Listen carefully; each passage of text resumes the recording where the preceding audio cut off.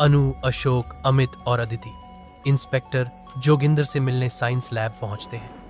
वे सब एक conference room में बैठकर बात कर रहे हैं। अनु कहती है, हमें अब ये तो पता चल गया है कि सभी आत्महत्याओं के पीछे माया का हाथ है, लेकिन उसने ऐसा क्यों किया और उस दिन लैब में उसके साथ क्या हुआ, ये जानना जरूरी है। अदिति जोगिंदर से पूछती है, जब आप उस दिन मशीन के अंदर थे तो आपने क्या देखा? जोगिंदर कहता है, मेरे सपने में मैं उसी लैब में उठा, वहां कोई नहीं था।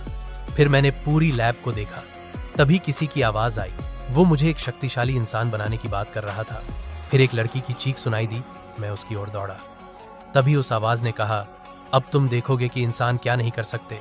मैं अचानक फ्रीज हो गया और कोई मेरी ओर आ रहा था, लेकिन मैं उसे देख नहीं पाया। फिर मैं बेहोश हो गया और जब होश आया तो मैं वापस लैब में था।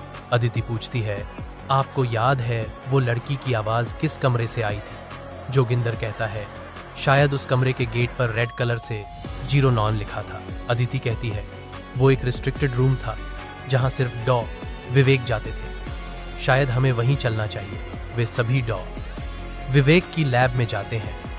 वो कमरा पासवर्ड से लॉक था। जोगिंदर बिजली गिराकर दरवाजा तोड़ देता है और सभी कमरे के अंदर जाते हैं। वहां एक सीक्रेट चैम्बर था। उसमें एक टूटा हुआ कांच का बॉक्स था जिसमें से बर्फ जैसी गैस निकल रही थी।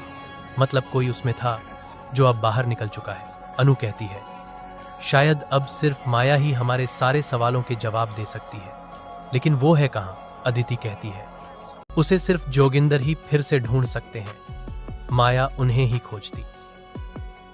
जोगिंदर पूछता है, लेकिन ये होगा कैसे? अदिति कहती है, हम उस मशीन को फिर से शुरू करेंगे और आपको फिर सपनों की दुनिया में भेजेंगे। माया वही मिलेगी, लेकिन मैं ये अकेले नहीं कर सकती। अमित कहता है, हमारे पास यूएस से लौटा एक कंप्यूटर जीनियस है। वो अदिति और अशोक के साथ मशीन को ठीक करना शुरू करते हैं। मशीन ठीक हो जाती है। जोगिंदर को एक बेड पर लिटाया जाता है। इंजेक्शन देकर मशीन शुरू की जाती है। जोगिंदर सपनों की दुनिया में दाखिल होता है। जहां वो पहुंचता है वहां माया खड़ी होती है और बहुत सारे लोग जो सपनों की दुनिया में कैद होते हैं उसकी जय जयकार कर रहे होते हैं। माया जोगिंदर को देखकर हंसती है और चिल्लाकर कहती है, खत्म कर दो इसे, अब ये वापस नहीं जाना चाहिए। वहां सभी लोगों की आंखें लाल और पुतलियां सफेद थी, जैसे वे माया के वश में हो। वे जोगिंदर की तरफ दौड़ते हैं। जोगिंदर उन सब से मुकाबला कर रहा होता है, लेकिन उनकी संख्या ज्यादा होती है तो वह अपने हाथों से बिजली गिराता है और सब बेहोश होने लगते हैं। फिर वो माया की ओर दौड़ता है, लेकिन लोग उसे पकड़ लेते। सब देख रहे होते हैं कि जोगिंदर की वेव्स बहुत तेज हो गई हैं। अदिति घबरा जाती है और कहती है कि वो वहां मुसीबत में है, उसे जल्दी बाहर लाना होगा। अशोक और अदिति मशीन पर काम तेजी से करने लगते हैं। माया हाथ में एक बड़ा हथियार लेकर जोगिंदर की ओर बढ़ती है। तभी जोगिंदर के शरीर से जोरदार बिजली निकलती है और उसी पल वह अचानक गायब हो जाता है। अगले ही पल जोगिंदर लैब में अपनी आंखें खोलता है। डॉ अदिति और अशोक उसे वापस ले आते हैं। सब पूछते हैं, क्या हुआ वहां? जोगिंदर कहता है, माया ने वहां सैकड़ों लोगों को इकट्ठा कर लिया है। वो कुछ बड़ा करने वाली है। अमित पूछता है, क्या तुम उसे रोक सकते हो? जोगिंदर कहता है, पता नहीं, ये शक्तियां मेरे लिए भी नई है। मुझे नहीं पता मैं क्या क्या कर सकता हूं। कमरे में सन्नाटा छा जाता है। सब निराश होते हैं। अमित कॉफी पीते हुए कहता है, मेरे पास एक प्लान है। वो कहता है, अगर वहां इतने लोग हैं तो इसका मतलब है कि वो सब जिंदा हैं, सिर्फ गहरी नींद में है। हमें ये पता करना होगा कि वो लोग कौन हैं और कहां हैं। फिर हम उन्हें सपनों की मशीन से उठाएंगे। माया के पास लोगों की संख्या कम हो जाएगी और तब जोगिंदर उसे हरा सकेगा। अदिति कहती है, लेकिन इतने लोगों का पता लगाना, उन्हें लाना और उनके लिए मशीन बनाना बहुत समय और पैसा लगेगा। अशोक हंसते हुए कहता है, तो क्या हुआ? हमारे पास मिस्टर रिचमैन है जो मरे हुए को भी जिंदा कर सकता है। अमित हंसते हुए ब्लैक चश्मा पहनता है और फोन पर बात करते हुए वहां से चला जाता है। अदिति और अशोक मशीन के डिजाइन पर काम शुरू कर देते हैं। माया आखिरी आंख से मिलती है और बताती है कि अब उनके पास 400 लोग हैं।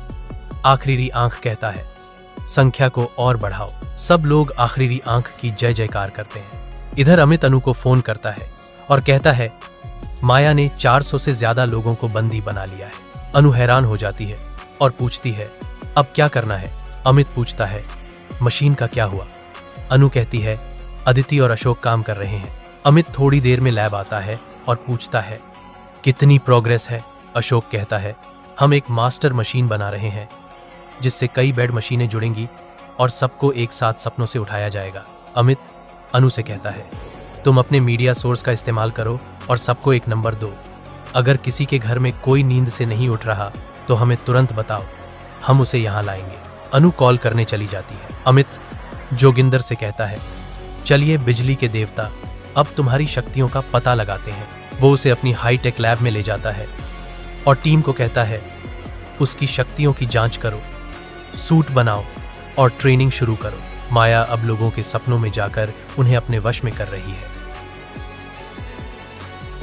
अशोक बताता है मशीन तैयार है, हमने इसे तैयार कर दिया है। अमित बोलता है 300 एम्बुलेंस पूरे शहर से इसी लैब में आ रही हैं, सब सोए हुए लोगों को लेकर। सब लोग 450 लोगों के बेड मास्टर मशीन में कनेक्ट करते हैं। अदिति मशीन ऑन करती है लेकिन मशीन चल नहीं रही। अमित पूछता है क्या हुआ। अशोक कंप्यूटर स्क्रीन देखकर बोलता है पावर कम है, हमें और बिजली चाहिए। सब लोग जोगिंदर को देखते हैं। जोगिंदर मास्टर मशीन की केबल को हाथ में लेता है और पूरा शरीर सफेद रोशनी से चमकने लगता है। जबरदस्त एनर्जी निकल रही है और मशीन ऑन हो जाती है। माया के सामने से लोग गायब होने लगते हैं। वो चौंक जाती है, ये क्या हो रहा है, लोग कहाँ जा रहे हैं। वो तुरंत लैब में पहुंच जाती है और चिल्लाती है इसे बंद करो और अदिति को हवा में उड़ा देती है। जोगिंदर माया के सामने खड़ा है। उसने एक नया सूट पहना है जो अमित की लैब में बना था। वो माया को अपने हाथ से इलेक्ट्रिक शॉक देता है। माया हवा में लटकी हुई है, उसे करंट लग रहा है और वो जमीन पर गिर जाती है बेहोश होकर। सब लोग जो सपनों की दुनिया से वापस आए थे, अमित उन्हें तुरंत एम्बुलेंस से उनके घर भेज देता है।